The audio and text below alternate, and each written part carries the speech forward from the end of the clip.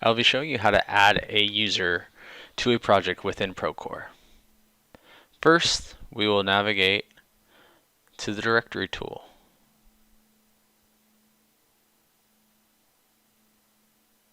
Next, you will want to select a company to add the user to.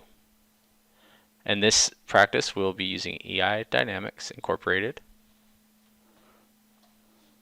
Once you have reached this page, you will navigate to the right to add user. You will select that. Then you will enter in the user's information.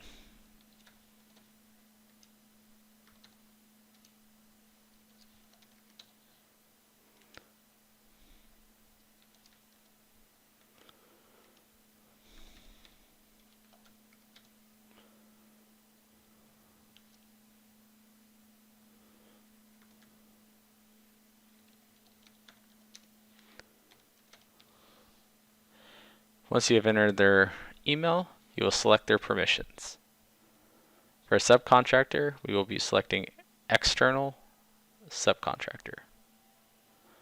After you've selected that, you'll click Add,